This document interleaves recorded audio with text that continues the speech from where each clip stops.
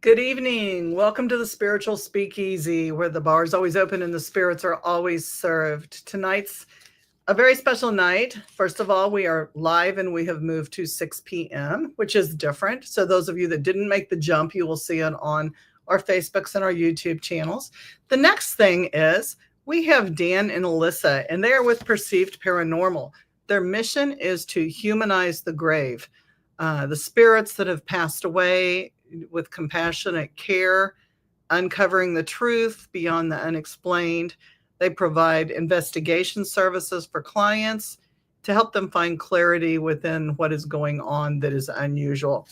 And, we've talked about death and we've talked about how different people handle death and how different people handle the death experiences and how there are those investigators that come on very loud and very strong and they provoke. And then there's those investigators that come in that want to help elevate and help clear and help not fix the situation, but maybe make the situation better for the living and the dead. And Dan and Alyssa are those people. So welcome, Dan and Alyssa. Hello. Hey, thanks for having us. Thank you for having us. Yes, I'm so excited. So tell the listeners more about how you go about doing this. I guess we got started, to kind of start it all off. Alyssa was sick, bedridden for about, 8 years. So she didn't really get out that often. We didn't really have a chance to travel, do a lot of things we wanted to do. But we always had like the paranormal shows. And at first she was really into them. I wasn't so much, but then she got me into them. So now that she's doing much better now and she's mobile and running around, it was something one day she just asked me like, "Hey, do you want to go out and look for ghosts with me?" And I was like, all right, I'm a skeptic. Like, I think there's something out there, but like, I'm not quick to say something is paranormal or something is a ghost. Like, I don't know. That's perfect, though. Yeah. So I was like, you know what? This actually sounds like a lot of fun. And we've been doing it. We're on your genealogy journey. Yeah. I do a lot of genealogy work. I'm kind of obsessed with that. So that she kind of pulled me into the paranormal world with that. And getting the history behind some of the places we visit, the people we're going to see, especially if we're going to like cemeteries. But yeah, we've been doing it together. About a year now. And now it's something we're obsessed with. Welcome to your newest addiction. Oh yeah, thank you. I had somebody tell me that with my first tattoo. Welcome to your latest or your newest. Yeah, we're on that. I think we're on that journey too. 63. Don't put them on your hands. I've got them going. Don't ever put them on your neck. Don't put them on your face. I had all these rules, and 63 and retired, disabled. I don't give any more. I just go get them, and it's like if I want to put it there, I'm going to put it there. Yeah. Ghost hunting too. So that's really neat. So go back to the bedridden, and I know that some of that information people don't want to give out, and that's totally cool. Did you have a near-death experience? I wouldn't say I had a traditional near-death experience, but between the diseases and the medications, my body was giving out. My organs were starting to fail. I don't think I probably would have made it another year, to be honest. I think the whole piece with the chronic illness, which has given me a different perspective, as I went through a lot of my spiritual journey during that time. And that really made me explore a lot of sides of myself that I hadn't in the past. Sure. I also think it made me do just a lot of work around why I was the way I was. People would say shadow work. And I think in that time, I also did a lot of reflection and a lot of grieving of what was, a lot of grieving of what is, and a lot of grieving of what we thought would be. And the thing with chronic illness is that grief is constantly changing based on whatever newest news you get day to day, right? Right. And how you feel when you wake up in the morning. Right. Exactly. So things were getting really rough. And so I was fortunate enough that with one of my diseases, my CRPS, which basically exacerbates everything else for me, I was able to get that into remission. So I've been in remission 3 years. So I've been rebuilding my life. And again, grieving, going through this process of grief again, because I honestly didn't think I would be here, didn't think I would have an opportunity to do the things that, I had dreamed about. And so I had what I called my remission bucket list. And on that was, one of the biggest things I always said is I need to schedule and joy to my life and just like not forget that feeling of what it was like not being able to walk or to eat or, just the basic things we take for granted every day. And being able to have that opportunity again. And I was on that journey with a really good friend of mine. Me and her, we, basically put together Perceived Paranormal. We were on our chronic illness journeys. We finally met. She stayed here for 3 weeks. And during that time, we were going out. And then I was like, listen, when she goes back, because she's on the Oklahoma, Kansas border. So she's out near your way. Okay. And so when she left, I was like, damn, by default, you're my husband, I voluntold. So come on, let's go. And so it was funny. I think my chronic illness is, a piece of it is your body is in this fight or flight overdrive. And, the paranormal has been a way for me to really challenge that fear response and really challenge myself. That full transparency is the first time that I am not on any sort of medication. So I'm learning how to live. I think the first time they put me on, different medication, it was like at 18. And now that I'm off everything, I'm learning to live the world again through a completely different filter, a different nervous system. And so this became a challenge, and it became a way for me to really challenge my response and taking a deep breath and pausing and saying, is this my brain getting the best of me? Am I just putting things together because, for whatever? Is there some sort of coincidence or spiritual connection or, but really getting real with myself and trying to find that line and separate them. And so it's funny because I think I went from being definitely a little more fearful to now I'm the quick one to be like, I don't know. So it's really, I've like seen kind of the shift in myself, and it's something that we've grown a passion for doing together, with his research, and he loves history and just his own journey with his family and genealogy, and like, my passion for, having just that spiritual connection, but now wanting to prove it in a different way, and connect in a different way to back whatever feelings I might be feeling. But it's been a great journey. It really has. That's awesome. I hear that so much, and I think about my own journey. Like, I think my husband, it was kind of like a voluntold as well. We've been doing this. We've been together almost 15 years, married 7, and we watch the ghost shows, and it's kind of like, what do you do when you move in together? Like, what do? You can't go out every night. And, at the beginning, this was a cheap hobby. It's not a cheap hobby. It's far from cheap. Like, our extra cash goes for hotel rooms and events and venues. And then we have to have the latest equipment because I am very medium based. I'm very psychic based, and I tune in and I trust my gut. I'm at a point where if something speaks to me, I know it's not me speaking in my head. But I can get out the equipment, and I've got all the fancy equipment, and it will confirm, like I did a recording podcast last week, and it was a short one, but I was talking to one of my dolls, and I said, tell her your name. And out came the name that I had on my little ITC device and also on my phone. Like, this stuff is real. We are communicating with these people, and they want to communicate with us very much. Right. For what reason, I have no clue. I haven't figured that out yet. But almost all of us that have that gut feeling have had a transition with an illness. I look at the L&M paranormal, and I look at myself, and, I look at Beyond Life, and I look at all the different groups, and somebody along the line had a near-death or death experience. And I mean, he's had a near-death experience. Yeah. So, Yeah. I was you just know, saying, I had one, so it makes me look at things a little different now. it does. It does.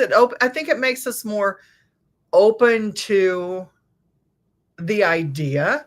And maybe we're not searching every minute for it, but I think we're more understanding and open if somebody says, hey, I think I have this in my house, or hey, you go to this cemetery and you're going to find that. You're not going to go, nah. You're going to go, maybe, maybe. Yeah.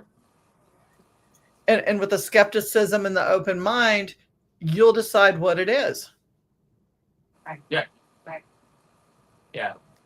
And I think why I like going out with her is like when we get evidence, we're not quick to label what is going on. Like, if we have something coming through on like a spirit box or something like that, we're not quick to say, oh my gosh, it answered our question. No, we don't know exactly what's coming through all the time. We're very curious. We try to just be very open-ended that almost anything is possible.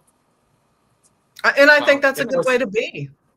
Yeah. And when we're, if we're using something where we're scanning radio waves, like, yeah, we could be picking up certain things. I mean, we've had times where things have come through and it's, it seems like it's intelligent answers and it's not just one question, it's multiple questions.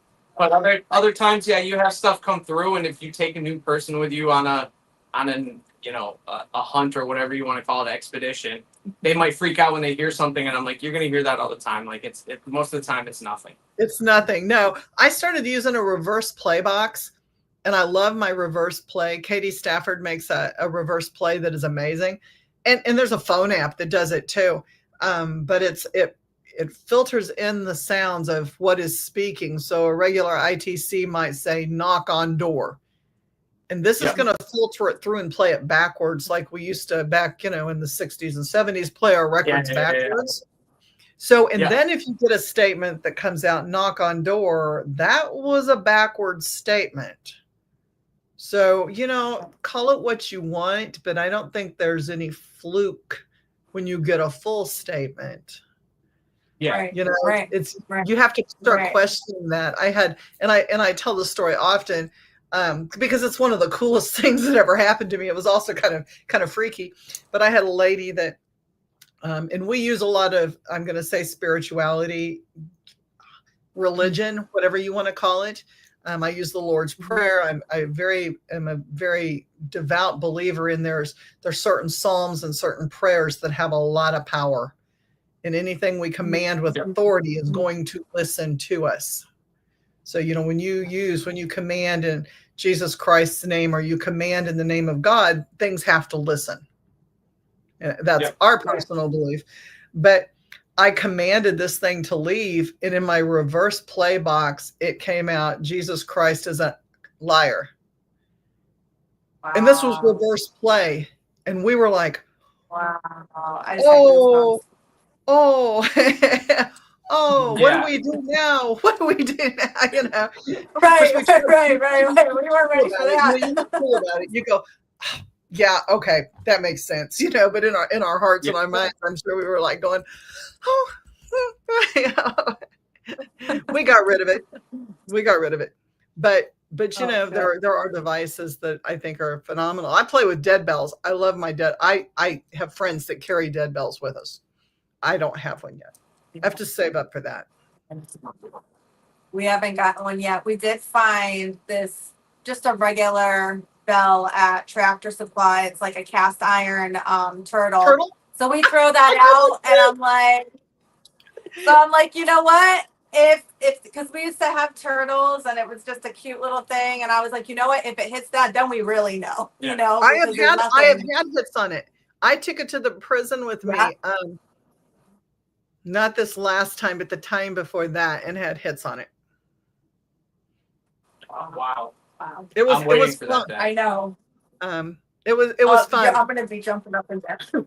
Oh, it was so cool. We got a guy in the prison that was so excited. He liked jewelry, and he was in the mental ward in the basement of the prison. And at MSP, the bloodiest 47 acres in Missouri, in Jeff City. And one of our friends was talking with him and having a whole kind of Estes session, non unofficial Estes. No headphones, but he was just going back and forth and talking and using various devices. He had an Alice device and he had a dead bell, and he had some things. And I walked by and it asked to speak to a medium. And I was the one that was there. Well, I had rings on, like I had rings on every finger. And I sat down and the bell just started going. And it was so interesting because he wanted a bracelet and he wanted candy. He asked directly for a bracelet and candy. And we were giving him these things. And then he started messing with the Alice device, and they had to turn that off because he did not want to. I think he wanted to bust the electronic devices, but he didn't see the dead bell as being an electronic device. So we brought in divining rods and we brought in tarot cards, and he was hitting that bell. It was really cool. But he didn't like that Alice box. He kept rebooting the Alice box, and that was pretty cool. You have some listeners here. Krista is on. She says hi. Love Dan and Alyssa. Hi, Brandy. They're coming on. So what's your favorite device to use out of all? Everyone. Everyone? Um, What do you think? I go in phases. I would say we have a spirit that we have connected with. We believe her name's Rebecca. And then we have another one, we'll call him George. There are times when they very, very, there's just no way to explain it. They turn the flashlight on and off with the questions, and like consistently with the same reaction time. It's not like we're waiting a minute and then it's like, 5 seconds. Like it's fluid. So like I would say for me, as we're connecting with these different spirits, each tool, the tool changes with the set of spirits, but I don't know. There's something exciting when you're in the dark and the flashlight comes on and then it goes back off and comes back on again. I don't know. I would say that's the one I get most excited about. Yeah, I think we have a couple videos that we've posted where, I've asked it, can you turn the flashlight up for us? And it turns it up. And then I'm like, can you turn it back down? And it turns it down. And I love that. I can't explain what that is. I can't explain how something with intelligence can turn it all the way up and down on command. So, and I feel that way about the dead bell too. Like the new dead bell, you can set it for where you want to set it. So like it'll ping on its own or it won't ping on its own. And there's a part of me that questions, like, is it pinging just because a phone's setting it off or something? But when you do a ping once for yes and ping twice for no, and you're saying, are you a male? And it goes ping, ping. Are you a female? Ping. And you're getting those instantaneous things. That's not random. To me, you can't. That's a conversation. No, yeah. I just got this little guy, and I love him. I've got a friend that goes and buys these animals from Walmart and opens them up and puts the little lights in their head. So they're like Boo Buddies, but cool. And they do it with Yoda and like all different kinds of animals. And so this is going to be my next favorite to take places because everybody wants to pick it up. And so I'll just set it someplace and walk off, and it'll be pinging and the lights will be going off and nobody will be in the room. Yeah. Because it's and I feel like that's probably more approachable for maybe the younger spirits. Well, even the teenagers and the adults, they're like, oh, wait a minute, I remember something like this from my childhood, or Yeah. So I think he's gonna be one of my tag-alongs, and he doesn't fit in my equipment box, but equipment box. How big of equipment box do you guys have? So we try to keep it to like a rolly briefcase. We try to keep it to that because a majority of what we've done is very small. There's not a ton of space. We're not super spread out. We lose things. So less is more. And we're really working off of like tablets and phones. I was gonna say, yeah, our We're not next, using cameras yet. we're not using cameras yet. Yeah, we, we're still, we had some, we've switched those out. They weren't really working how we were hoping. So we're Mhm. slowly building but I would say, yeah, it's about like a briefcase. Well, like a work I think we're Yeah, doing. like file like a case. I think we're. Yeah, I think we need Yeah. to maybe get a slightly bigger one. We really should upgrade. we have a couple Wow. of big waterproof crates, big, colorful waterproof crates. Yes, And that's we what my keep those in girlfriend our car. uses. And we have Yeah. backpacks, and we Yeah. load our backpacks, and we can always go back out to our car and reload if we find out the situation Right. needs something different. My favorite thing is I have a body cam that my husband gave me, and it was like a 2-for-1 special on Facebook, or not Facebook, Amazon, Mhm. Amazon, that we get everything from. And they're not the kind that have the location like some of the big teams use. Like I didn't know, like some of them Bluetooth to location, which is super cool.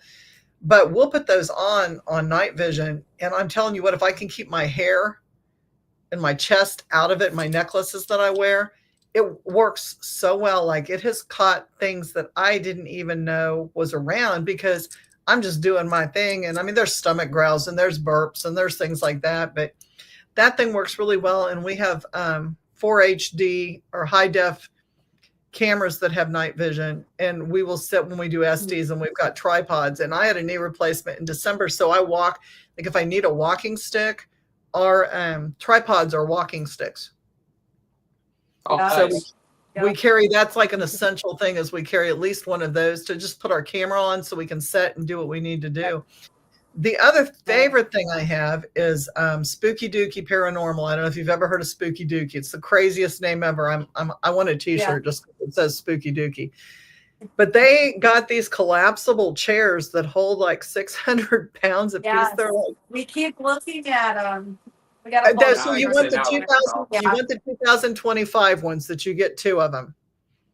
Amazing. Yep. Okay. We have set equipment on those. We throw those over our shoulder. They go every place with us. We've even taken them on picnics. Best buy ever for anything I have purchased.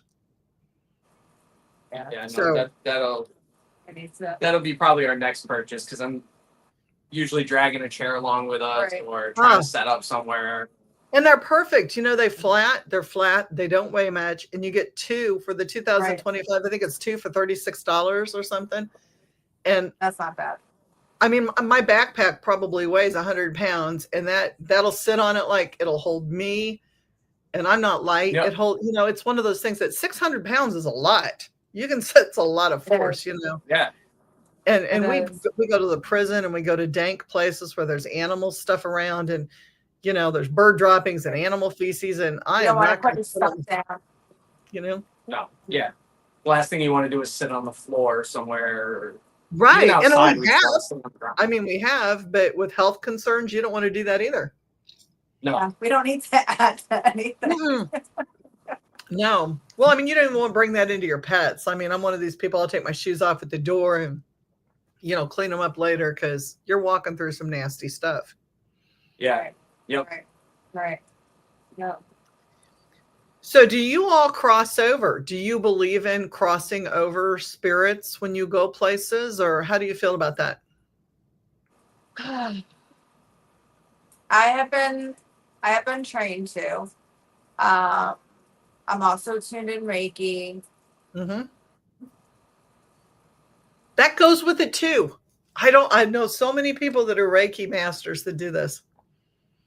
I would say we will ask if they want us to pray, if we, they want us to pray for them. So he may recite, a couple of prayers. Sometimes we'll make some sort of offering and incense or alcohol. We've brought feathers before the offerings, but we always try to leave something, holy water. There's crystals, just as a thank you. we've had things come through before, especially like those two and stuff, and it's been like, you know, Yeah, like stuck, something like implicating someone stuck there, So we'll pray and and say you're not, you know, you don't have to stay here. you know, you don't have Right. to stay here. But I think it's hard because I know like we have a different belief system than a lot of people. So we don't always assume that they have the same belief as us. So we're just like, would you like us to pray for you? If it's a yes, he'll say a prayer and we'll confirm that, try to confirm that through a couple pieces of equipment before we just start praying. You don't want Sure. to piss it off either. So well, We you know, do that as well.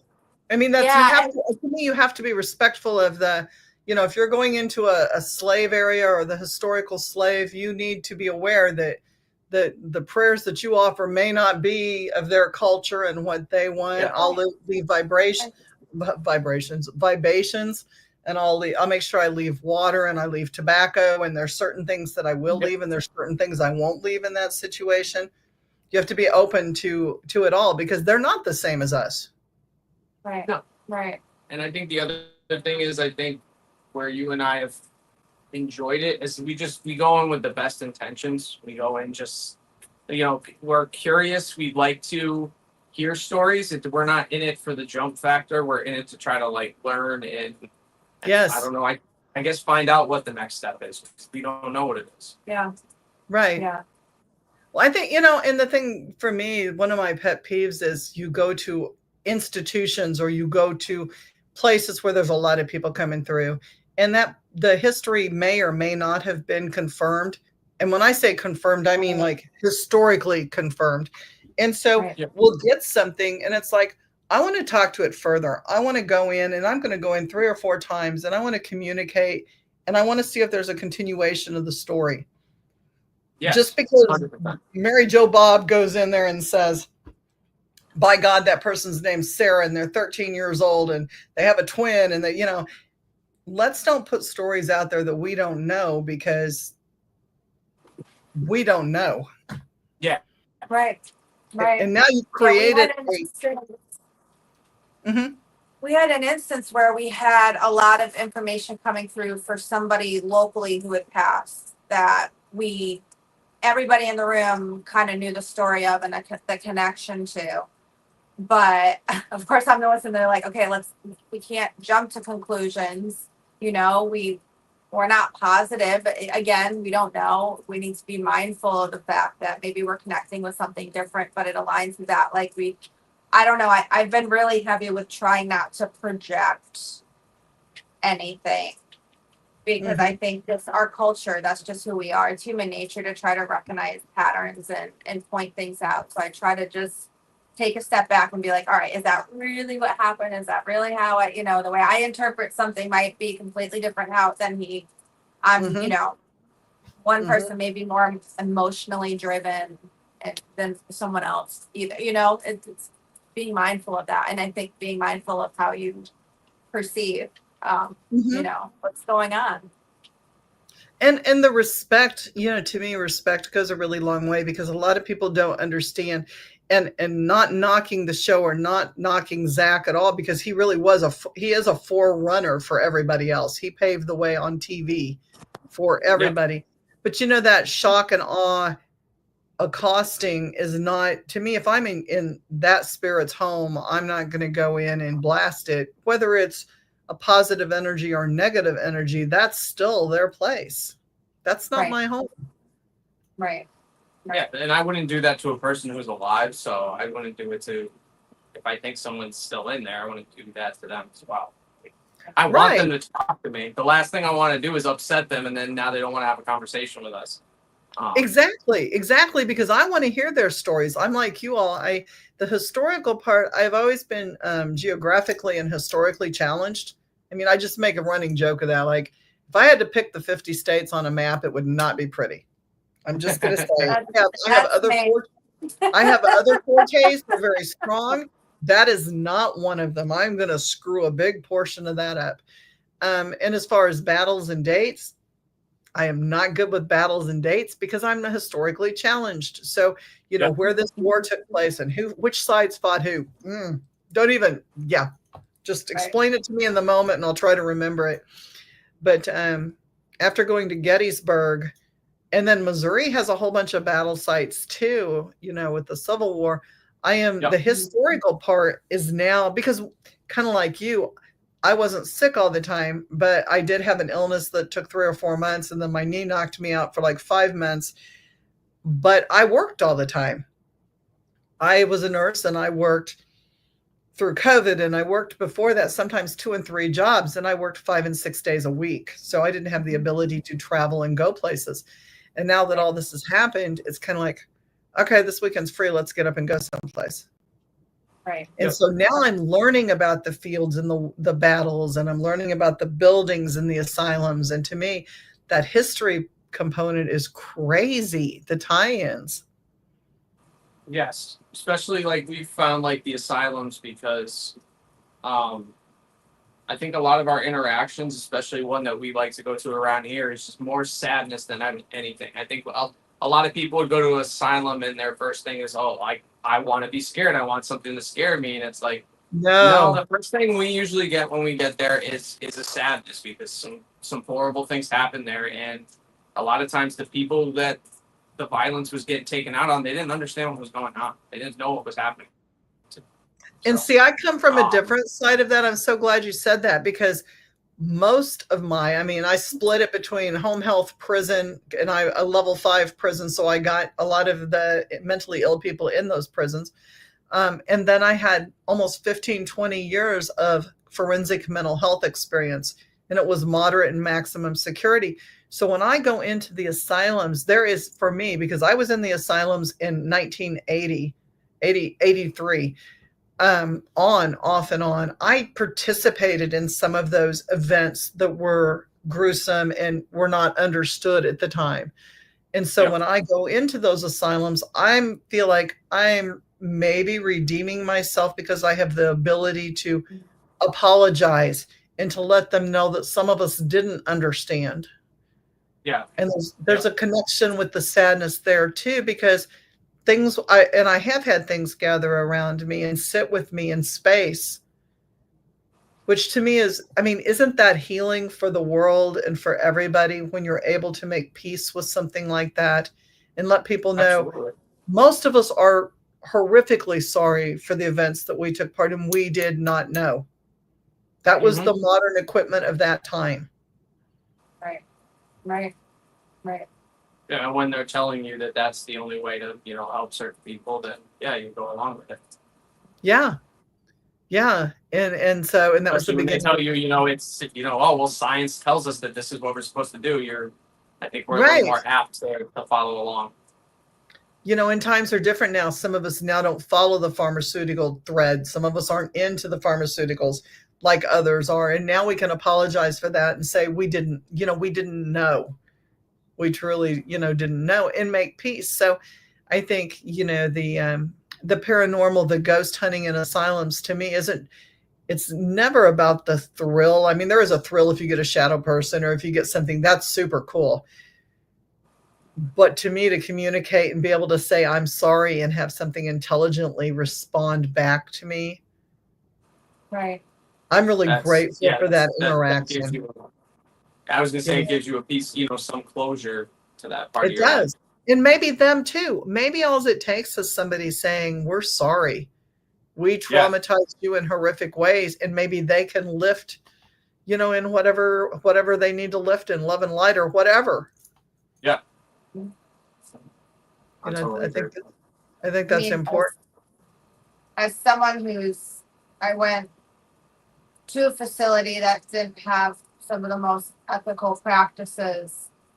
I know mutual people that went there, literally, if they had just heard that somebody was sorry, if someone just took that responsibility, not asking them to fix it, but something as simple as a sorry, it would go along. It would go like a sincere, personal sorry. It would go a very, very, very long way. And it does. A lot of healing. So, yeah. I feel generational. Being a Reiki master, you understand the whole generational, maybe 7 back, 7 forward, however the energy levels heal, that ability to transcend that timeline and and reach out and become human. And I think that's my it's probably my favorite thing to do is to sit in a human space and hold space with those spirits. It's not, if they want to leave with me, they can leave with me. I always have a rule that I tell spirits, I'm going out to the courtyard or I'm walking out the front door. And if you choose to leave, there is nothing holding you back here. You are welcome to come, and it stops at the grass and you go where you need to go. Yeah. Yeah. And that way, hopefully they don't follow me home. Every once in a while it happens, but they know to leave. Like most of the time I feel like they get out and they're kind of like, oh, wait a minute, I can leave. But that human contact to me is so amazing when you reach out and you have that contact with a spirit. There's just a feeling to me it's very satisfying. Yeah, and especially like her and I, like the more we've done it, you kind of, got to take the words that are coming through and they're saying, and sometimes you have to think about them a certain way. Like, a few times we've had it come through, and again, like most people would freak out. We've had like the word Satan come through, satanic, evil, monsters, and at first you might freak out, but I'm at an old asylum. And I've worked around people with severe mental health issues. You have people with schizophrenia. You have people with all sorts of. Maybe these people were monsters to them, or maybe for some people, they look at some of these workers or doctors as devils. So, but it seems like a lot of times when we've stepped back and thought about things that way, and we've approached the conversation as this person was the victim of something and take the fear out, we've ended conversations really well. It seems like when we're done talking, like we're in a very positive, like you could feel thank you. You can feel it in the air, like the tension lifts. Yeah. What if we're the satanic? I had that happen in a bathtub in it was Emmaus, which is an institution. It's an asylum in Missouri, and a nurse had been killed in the bathtub by a patient. It was a scalding bathtub. Take it for what you want. And I had the conversation. I did it on a challenge. I was supposed to stay there for so long, and I think it was supposed to be scary. For me, it was really, a time period of peace where I could communicate and have and have that alone time. And I talked with something there at length, and there was total trust in the patient, and the patient freaked out. That's the story I got. And then it came out Satan. And I said, do you feel like I'm Satan coming into your place? It's the first thing I thought of. I didn't think of, like. Sometimes you just go, what comes to you. You just, is Satan. Follow your gut. I said, is Satan here? Do you feel like Satan's here? Maybe you're Satan. Maybe I'm Satan. Maybe you're freaked out about me. Oh my gosh. Let me backtrack. What can I do to make you feel more comfortable? Because think about it from there. If you've been there for 100 years, and somebody's coming in with all this weird shit. Right. Couldn't we be the perceived Satan? Like you said, you've got a schizophrenic. Why is this person seeing me? Why are they talking to me? What are these bleeps and whistles and? Right. Yeah. If we're in a location where there were a lot of children here, like if we're talking and getting responses, we're gonna go down. Like I'm gonna go down to a knee, or I'm gonna get closer to the ground, so I'm on their level. Make them more comfortable. And that's respect. And the time where we've actually had, and like I can't explain it, something grabbed me when we were at a cemetery and grabbed my my jacket, and I was getting down because we were communicating with what we thought was a child, and I was getting down to talk, and felt just like somebody grabbed my shirt, tugging you down. I get my hair because it's colorful. I go to places and the kids will come out, or even the mental patients will come out. The prisoners were weird. We spend a lot of time in those kind of institutions, and I've had my hair yanked forcefully once, like it jerked, like there was a jerk. And I just told him, no, we don't do that here. I don't, that's disrespectful. I'm not pulling your hair. Please do not pull my hair. I don't freak out about anything like that. But the little kids, like, they'll come in and the responses I get on the ITCs are, ooh, colors. That's an intelligent response. That's like, and you'll feel something and they'll play, and I'm like, it's okay. You can play in my hair. It's okay. You can touch it, because in that time period, they didn't have anything like that. I look different coming in. We always say that, like, we try to be mindful of our language, or sometimes how, we're dressing going into certain places, that we might look scary, Oh yeah, and we all show up in black because we know what happens to colors on cameras. Right. Yep. So it's like, and the other thing too is we always try to introduce the equipment, say it shouldn't hurt you, it's here to communicate. This is how you use it. Yeah, like I like to make I like to make it go off and say, like, see, I'm making this beep. It's just sound. It won't hurt you. It doesn't shock you. There's yeah. Like I'm not trying to trick you. I think that, like, for us, it's just the reassuring them that, like, it's okay. Like, we're not trying to trick you. We're literally just trying to have a communication, like have a conversation with you and see if we can help you. I always say, is there anything we can do? Do you need any help? Right. Are you okay? And sometimes that might just be, we'll pray for you, or, we'll sing a song for you, or we'll just meditate, Or if it's like, please leave me alone, which that comes through sometimes. We're like, all right, have a good night. And have a good night. Walk away. Thank you for your time. We're sorry we didn't mean any disrespect. We'll be back if you'd like to talk again. I just leave it at that. That's good. Do you guys do a countdown at the end, like when you're ending your sessions? We'll usually say, all right, we're gonna leave in a few minutes. So if there's anything else you'd like to say or do, all right, I'm packing this up now. Like, it might just be because we met working in an elementary school, but the way we talk is assuming that they maybe can't see. I don't know. We're not there. We don't know. Yeah, we can't see them. We don't know what they can see. Right. So I just explain it as simple and as polite, and I try not to use too much fluff or words that they won't understand.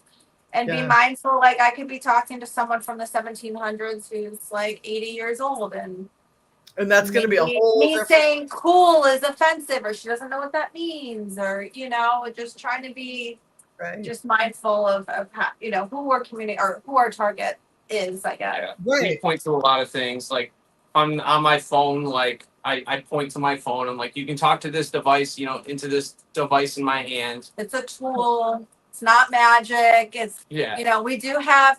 I did it with the best intentions, and now reflecting back, I was like, I don't know if that was the best idea, but we got a device where it's got a green and red light, for yes and no, and it was custom made. And they're like, what do you want? And I was like, put a protection rune on the top. They're like, all right. When we've tried to use it, we get more of, demonic, Satan, witchcraft, witch that come through. And we're like, oh, they're probably looking at it, not understanding it. So we'll explain, this is not what, like, now I feel like I have to, like, lead with, okay, friends, this is a tool. That symbol means protection. It's like, if you're a Christian, it's like a cross, no disrespect. I try, but, now I find myself going, oh, man, maybe I should have just went with something more neutral, like a peace sign. But you learn, right? Well, I mean, I've got one of my ITC devices has it's got the crest of Solomon in it. And I do work with magic. That's my thing. So I mean, Solomonic, I don't call in demons. I never will call in demons, but I will work to eliminate them. Yeah. And in my line of work, I have found that, and this crosses a line with a lot of people, but sometimes you got to call in a demon to remove a demon, because demonics are like sellouts. They're like drug dealers. They're going to narc on each other. It works real well, but you have to know what you're doing with those particular spirits, entities. And when I say demons, I don't mean like Bible demons. I consider demons things we create by thought, word, and deed being negative towards other people. Our own monsters, if you will, those kind of things. Right. Yeah. But the Solomonic box, I get a lot of stuff like that too. Like it draws the dark. It will, and some objects that I bring that's all I'll get is the dark stuff on it. Some things I bring, I get all the giggles and the happy stuff. And so you just never know what you're gonna it's kind of like a box of Right. chocolates. I don't know what I'm gonna get when I put something out. Exactly. Necrophonics, Yeah. I love necrophonics, but that thing, there's a lot of dark. So it's funny, me and him, we have the tablet and we each have our phones, and we'll put things on airplane mode, and we go between the different apps and we try to see, is there any similarity? And then we'll run like the S box, usually like yourself, like we'll run it backwards, preferably. Mhm. We don't have it as stretched out, it's quicker, moving. And so we'll run that, or we'll do an Estes session, and then we'll have like the 3 devices going, and we'll kind of compare and overlap. And it is interesting because it just seems like certain apps definitely lean towards a darker vocabulary. And again, is it Yeah, just the way certain words are being interpreted? We don't know. I don't But know. Necromancer, I get a lot of FUs on. A lot. A lot. I use Spirit Talker. Yep. we on my just started using that more. Um, my husband uses. I have an app folder. Yeah. He uses Ghost or M2 Ghost Tube, Yep. and Ghost That's Tube our has other the one. SLS, and that saves us equipment. But then Yep. everybody that I know uses the other tablet that's got. You pay for it. I can't think of what it is. SBI or No. necrophonic. Brandy, Necrophone. if you're on, tell me what's on Bella's tablet. If Brandy's still on. But it's not compatible with Windows, and it's not compatible with iPhones, and there's like a whole bunch of stuff, and I got it loaded on the tablet. Yeah, no. You know the one I'm talking about? It's really good when it works. Yeah. Yeah, And we I paid keep for it. debating whether to do a novelist or not. I have an Ovilus, and I have an Ovilus app. I like my app better than my piece of Ovilus. I don't know why. It just seems to generate more. But then there's a part of me that says all your phone apps generate more than your other things. So is that coming from the phone? Yeah. Is Is it that coming within through the the app, phone? or is Is it coming through AI now? Like that's something her and I are. We're so skeptical. I like anything that comes through. I'm like, oh, that's awesome, but okay? So I don't on the know. Like, there's on the that part of me fly, that just doesn't trust it. I had this is so funny you mentioned that, because I had never thought about this until yesterday. Yesterday I went in for I don't know what you would call it. There's a name for it. I'm not technologically I'm very technologically challenged. I have a friend who's learning to do hypnosis and past life regression and subconscious talk. So I went in for a session, like a 7-hour session, and I was going to print my list of questions and hand it to her so she would have my list, because I'm like paranoid and I don't want somebody while I'm out looking through my phone for 7 hours, and I trust her implicitly, but at the same time, I'm not going to hand you my phone for 7 hours. So I Bluetoothed my phone to my printer, Did not go through AI chat, GPT, nothing. I just hit my little Epson printer to print the list of questions. And an AI response popped up. I don't think I can find it. It would take too much time. But it popped up and it literally said, this is AI support. It is not recommended you ask and look into these questions. These are things that could be harmful for you to know, and we will not support or take part in this. With that warning aside, you are free to do what you want to do, but AI will not participate in this event. And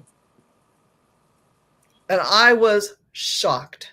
I ran to my husband. I'm like, holy shit, I just got banned on, like, I'm printing something on my printer and AI just told me to shut it.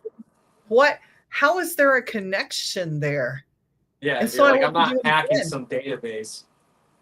I'm not supposed to know about my subconscious. I'm not supposed to know about the spirits. Like, why don't you? Now I'm like, why don't you want me to know this? Right. Tell me more. Why am I not supposed to know this? Why is this harmful to my health and society for me to know the answers to these questions? Right.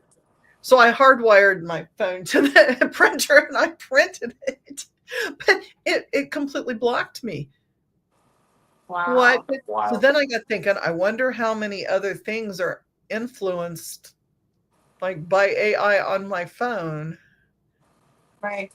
Yeah. Yeah, it's scary, and it's way more advanced than we even can probably conceptualize at this point. To be honest, I say Oh, that I'm all sure. the time. Like, people are like, "Oh, we're not like quite there yet." I'm like, "No, we're there. There's so much that we don't know. There's so much we don't know." Yeah. Have you written with Chat GPT? That thing's a beast. Yeah, Like I've played around with a bunch of different ones and used them for different purposes, and there's things that, like, I jokingly said something, um, and the way it interpreted came back, and it was like, that's being a bully, that is very harmful behavior, I am not going to support you in this and give you a response. And I'm super like, aggressive. wait, Super like, aggressive. we think, I think a lot of people, you and I've talked about it, a lot of people think of like AI as if it's just a robot and it's supposed to respond to us, but no, there's the intelligence part, right? Like, people forget that it's going to recognize things that are, deemed harmful or whatever. At the end of the day, though, we don't know who's controlling it, who's influencing it, and Where that's, does all that come from? it's very scary. I like have. using it for certain things, but he is very weird about it. Like, You don't. I bet you don't put a lot on there at all. I'm anti AI. I don't like it. I did a report years ago about it and about quantum computing, and it's just because we can doesn't mean we should. And I think that's something. I agree with that, but damn, it's helpful to write things. Like, I don't have. Yeah. I've dummied my language down. Like, I have a master's degree in nursing education, but I'm so used to speaking to people and talking with people at their level that I bring things down to what I call a human level. I'm not a textbook level. I'm not going to speak at a textbook level. So I just bring things out. And when I talk and that gets rewritten, man, it sounds like a gold award novel. Like, it right. comes out. Oh yeah. This is what I said, man. This is the point I was trying to get at. And look at the big words that we used. Wow, I'm so smart. It makes me look super intelligent. And I go around to Paracons and in anime. I'm a big fan of anime, and I do the anime the Cosplaycons and all those different things. And I talk about anime and demonology. And I ran my speech through GPT chat.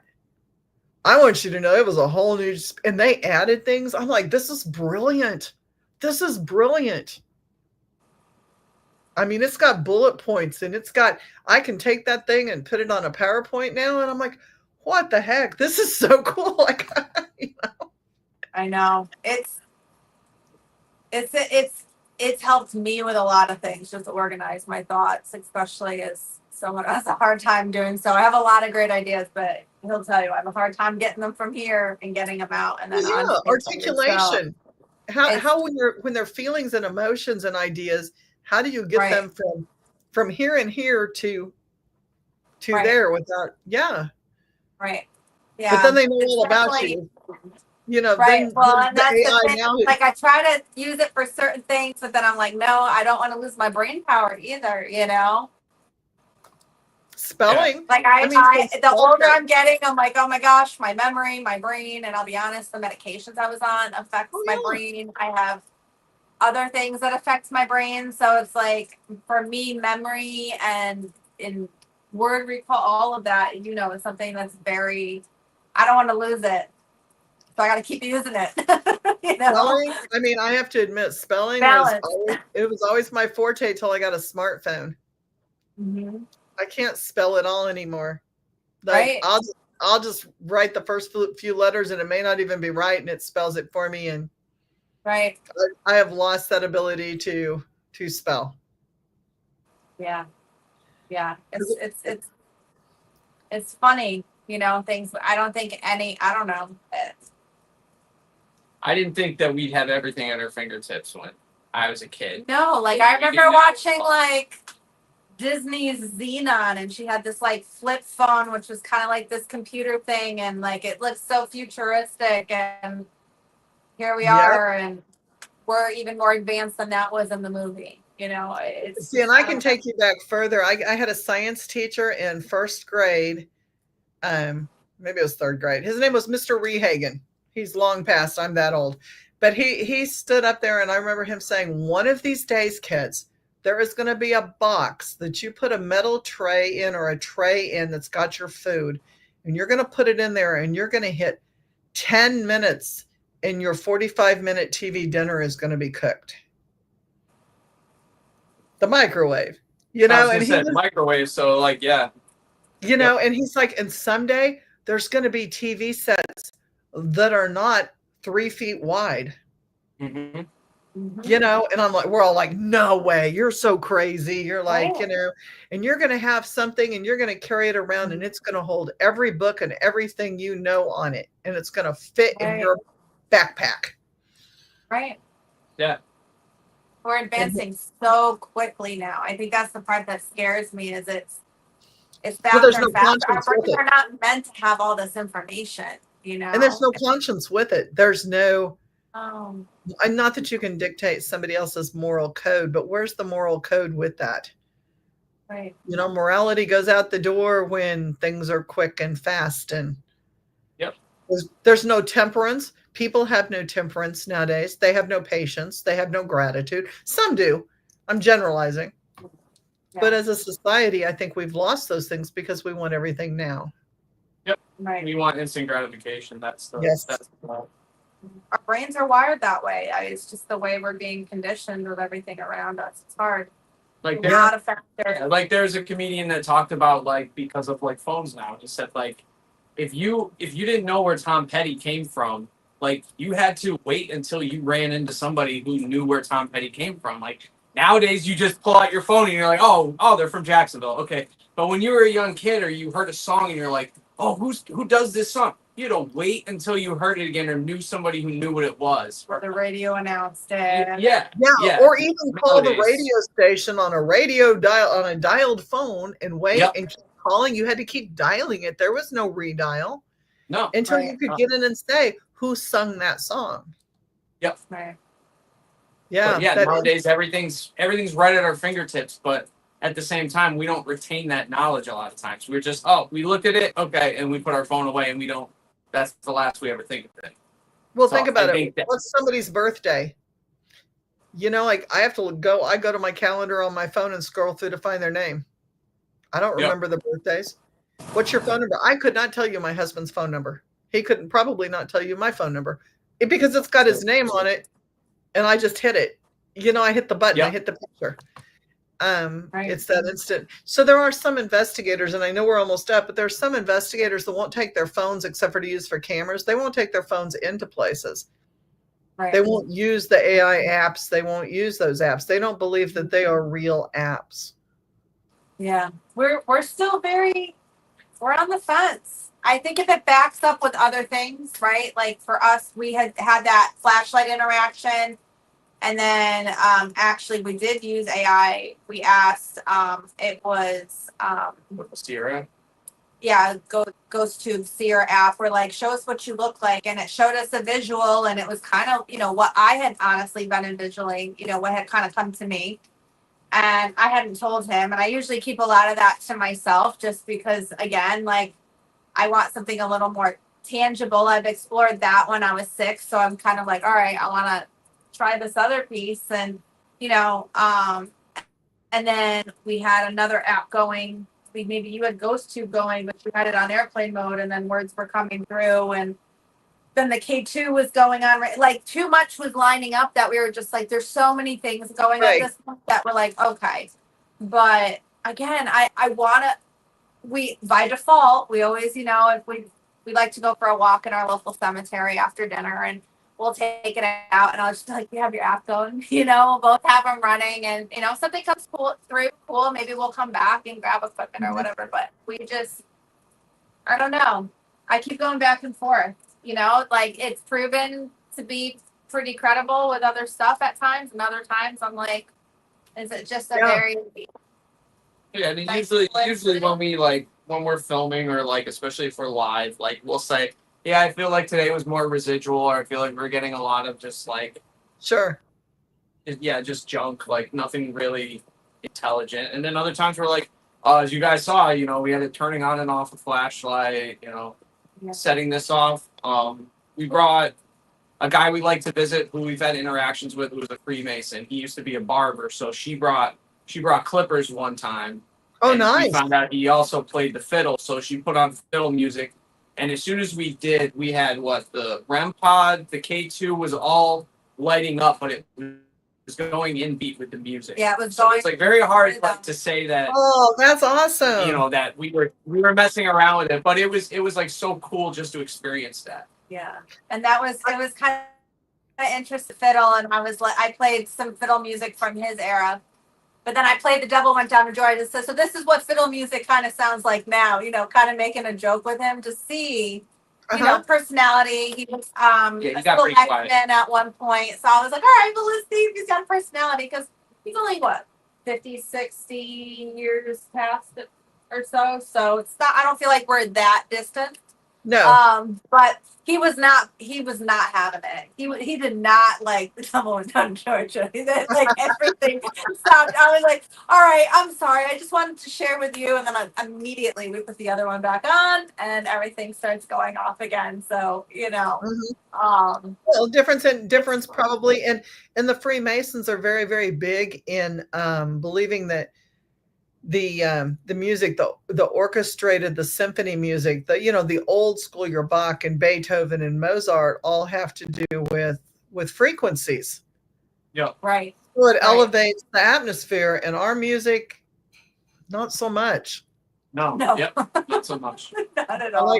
Music was created originally to heal. Music was created to heal and to lift presence and to have people become more passionate and uplifting. Yep. And I think our stuff creates a lot of chaos. It's not to me, it's not the same energy. Yeah. Yeah. And they didn't, I don't know, I haven't gone too much down the rabbit hole, but someone had mentioned to me something about music now is filtered differently through the radio. So like the frequencies are like not what we should be hearing. That's why like in-person music is so much more feeling, resonates, and like a concert just completely like fills your soul versus just listening to something on the radio. I think the digitalization I think the digitalization is something to the actual waves. I think it puts out the sound, but I don't think there's that. I don't know, you know what I'm saying? The variation, you don't feel the variation. Yeah, you're not feeling the difference. Yeah, it's not the same. There's no moving, like, your spirit feels moved with good orchestra and live stuff. Like it just takes you places and even headbanging concerts. I mean, you just feel the music, you feel the live instruments, you feel the. Right. It raises your vibration. Yeah. Yeah, for sure. This has been great. I so appreciate your conversation. This has been fun. Anything else you want to tell the audience about yourself or what you're about or anything you want to share with them? Just that if you're in our area, you're from, the New England area, we're out of Connecticut, or you're going to be in the area, we're always looking to partner up. We're looking to learn from, others and looking to find locations. Yeah, we're looking to find locations. And we've been very fortunate. We're very grateful. We have a fabulous downtown where we live. There's a lot of history. We have mineral springs here in town. Wow. We have a railroad. We have a racetrack. We have a quartz quarry. So a lot of things that I consider spiritually kind of generators or things that generate energy. And we've been told we're also in native land here. So I think there's just a lot of things going on here in town. And we're just very blessed that, the downtown businesses have opened their doors to us, allowed us to come in and investigate and be in their spaces and, kind of just get established. And we've had wonderful friends, invite us into their homes. And people have just been so great, even within the paranormal community. Everybody's been so welcoming, and that's awesome. We're really appreciative. Yeah, we're just trying to have fun. I think that's the biggest thing. Yeah. It's something we enjoy doing together. Yeah. And isn't it fun when you go to a place in a venue and you run into people that you've met at other venues? Like I think to me that is Krista says their area is beautiful and they are a blast to investigate with. So everybody, like when you go there, contact Perceived Paranormal. Like, get a hold of them on Facebook, right? Yep. Yeah. So we have Facebook, Instagram, TikTok, we're on YouTube, and then you can go to perceivedparanormal.com or perceivedparanormal@gmail.com. That's awesome. Yeah, and to me, that camaraderie, like this next week, we're heading up Thursday to go to Wisconsin's Paranormal Rockdown. And Awesome. I've got friends from EVP Paranormal, Blake Shelley, Yes. and oh shit, I just forgot his name. Like, I hate it when I do that stuff. He's gonna kill me. And they're coming up from Texas. And so to me, like, that's so cool. Like, you meet a group of people. Yes. And you travel, and like we went to Get Haunted's the Warrens Paracon in Gettysburg last year. Yep. Awesome. And made some great friends. And then some of them came down to MSP and we got to see them again. And it's like, yay. I mean, we talked to each other, on Facebook and, Right. Messenger and stuff, but it's so fun to get to travel all over the United States and see people. And actually, put a physical body with a face instead of a single face. Yeah, we went to the Pennhurst Paracon, and I got to meet someone who's like spiritually mentored me. So that was really cool. And same thing, running into people that you've just made connections with. It was just cool to see, and just be around a bunch of other people that geek out on this stuff like me too. Oh, yeah. Well, names, like Mary Jo Chudley. Did you get to meet her at the Pennhurst Paracon? Me and Mary Jo we're very good friends. Yeah. I love Mary Jo. She's been kind of my mentor. So she is such a cool lady. And then we've investigated together, and actually at Pennhurst we went out to dinner. So she is so lovely. Yeah. I love her. Yeah. And April, the psychic housewife. She is super, super cool. And Kelsey Davis, I love Kelsey. I don't know if you follow her on TikTok and Instagram, but she's like a paranormal princess type. Like, she does her stuff. Yeah. I've never met a TikToker before. I'm 63. That was super cool watching her do her stuff. Like, she had her camera and she was strutting around doing her thing. And it was so fun to watch young people get into this, because that's what I liked about the Paragon. Everybody walking around kind of doing their own thing and sharing their experience in a different way, different words. Yeah. And everybody's friendly. Everybody wants to talk and tell their story, and they're real, like, instant friends. I think it's a draw. Like, when you have something in common, whether you do it the same way or not, you still like the equipment and you still like the spirits, and that brings people together. And I think that's super cool. Yeah, we were very fortunate. We got to be a part of the Beyond the Badge. They did like a campaign at Pennhurst. I know you're familiar with them. And so Jeremy, our family, we're all first responders. I'm not, that's but awesome. Everybody else is. So like, it was cool to meet other first responders as well. And it's just funny when you get talking, you realize, I always say like anything, there's all kinds of people, all different walks of life, all different, right? Some people are more spiritual, some people are more science. Like, I love it all. I think there's space for everybody. Well, and you said you were a Reiki master, and I'm like, I have my first and my second attunement. Okay. Yep. But that's, here again, here's another connection that's made. Right. Through a podcast that I didn't know that about you, and you didn't know that about me. And it's super cool. There's just that energetic connection when you meet people that it's like an outside family. It's just another group of people that you get to know, and you get to know them well. They're like me. Before we close, I have to give a shout out to Joe. Joe works with a paranormal group. Oh my gosh. This is a weird time for me, and I haven't eaten it, and I'm like going, I'm really fuzzy here. He works with Get Haunted, but he has his own paranormal group, and I'm just completely drawing a blank. But anyway, he's an East Coaster too. And he and I talked back and forth, and he had his knee surgery like 6 days after I had my knee surgery. And so we were paranormal knee buddies. And we're like, I had met him through a Get Haunted Gettysburg event, but we're like in an MSP event. but we're like snapshotting our knees and sending pictures back and forth. Like, thank God, this is what my knee looks like today. And I'm like, how big of a bend do you have? And he sends me a picture of next of kin. Thank you, baby. My husband's on next of kin. Whew, drew a blank on that one. And he would go, this is as far up today as I can get my knee. And then I'm like, look at my knee. I can't even bend it at all.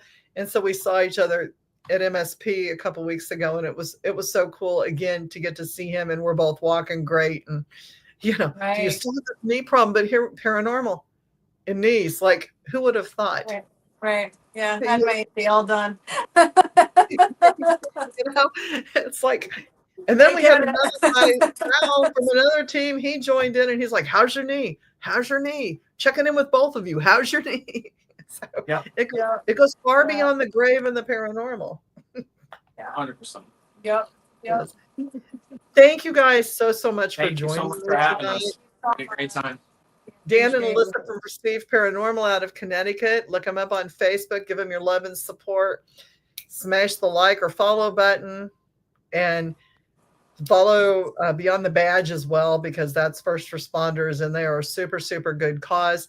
This next weekend, Chris and I will be with Raven's Eye Paranormal and the Spiritual Speakeasy. We will be at Wisconsin. We will be in Wisconsin, not at Wisconsin. And we will be at the Paranormal Rock Down. We are so looking forward to that. We have multiple investigations, and I've never been to Wisconsin, so this is going to be a fun trip for me. I'm not really sure what's there besides cheese, but obviously the place that we're going to investigate is going to have some things to do. I feel like cheese is a good. I was like, cheese is enough. Cheese is enough for me. Like cheese, right? It's going to be great. Hit us next week. It's 6 p.m. on Sunday, and I appreciate you guys. Thank you again, Dan and Alyssa, for being on the show. Take careful. Be careful. Take care. Bye-bye. Bye.